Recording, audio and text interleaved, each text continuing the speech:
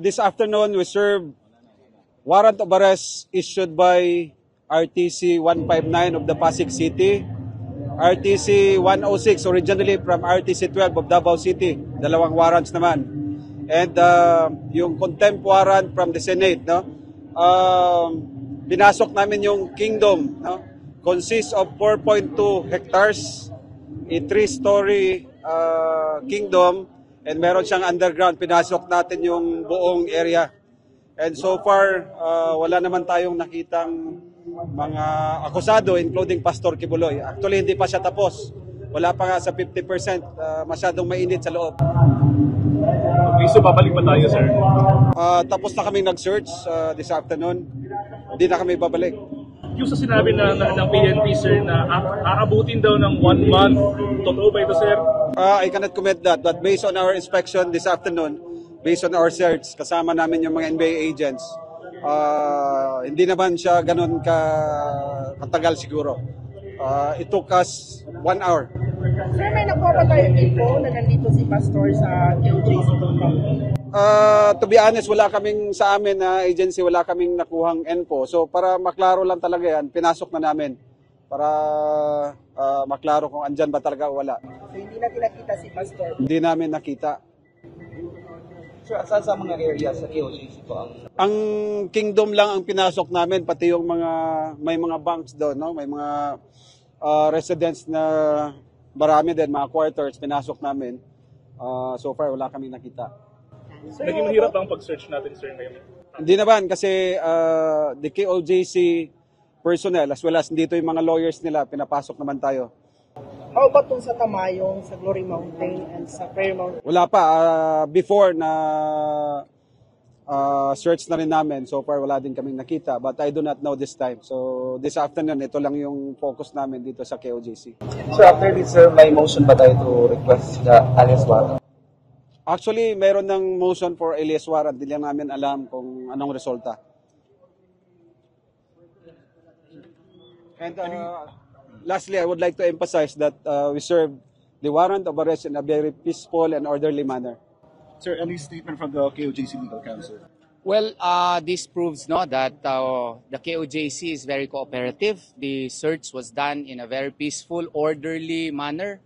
And we hope and pray that the PNP would take notice of the search being conducted this afternoon, that it was conducted properly by elements of and agents of the National Bureau of Investigation. Means to say, sir, hindi kailangan marahas to do the... Hindi kailangan na magdala ka ng maraming armas dito kung makipag-cooperate po sila sa amin. No? Wala namang problema yon if they will properly cooperate with us. No need to show force, no need to bring armalites, no need to bring a lot of helicopters, no need to use drones and other armaments po. The KOJC is always cooperative if done pursuant to the rules of court and if done properly. Attorney, sabi ng PNP, payagan daw silang makapasok dito para makapag-search. Hindi daw sila magdadala ng mga firearms po. I think there is no need anymore. That would be the 7th or 8th times that they would be doing that, and that would be a disservice already to the warrant. It's no longer a service. If they will do that, it will be a disservice to the warrant of arrest.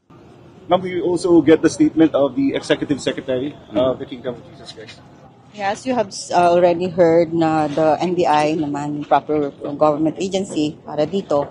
Nag-search sila, nagpadala sila ng information that they will search the compound. Of course, we opened our doors to them. And as you have already seen, we have cooperated well. Kung sino man talagang pupunta, basta maayos lang naman po yung, hindi naman kami lalabag sa batas. So, we are, as you have seen this compound, pinayagan namin pati ang media na makapasok kung hindi lang kayo nakasama sa search. But, nandito kayo.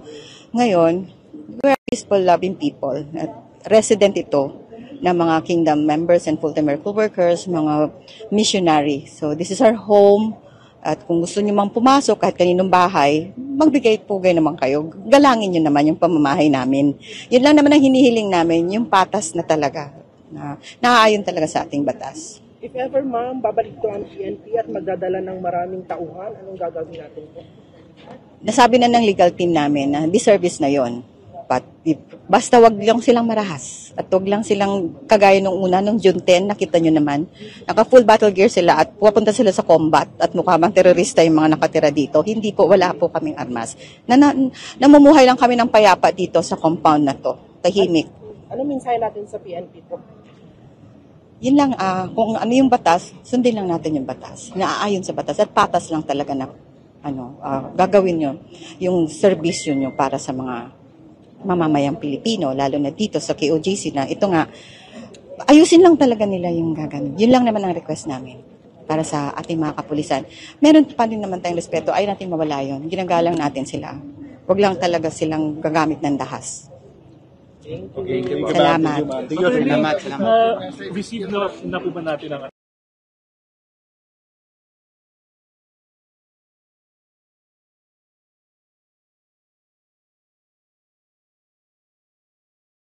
how to properly answer it, and they have assigned lawyers to answer that, no, separately.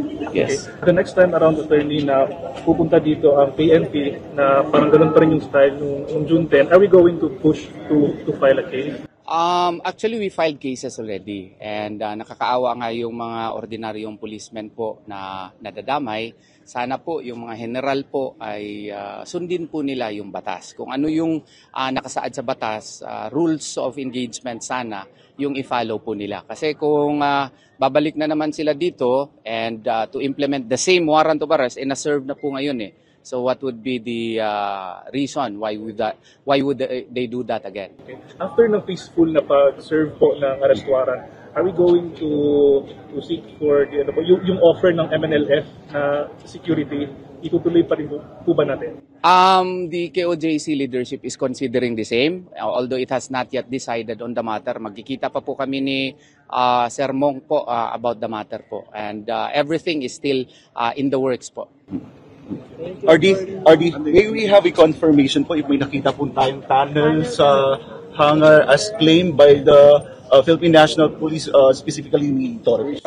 Hindi kami napunta sa hangar, no? Dito lang kami sa loob ng Kingdom, and meron dong underground, so far hindi pa naman tapos, pinasok din natin.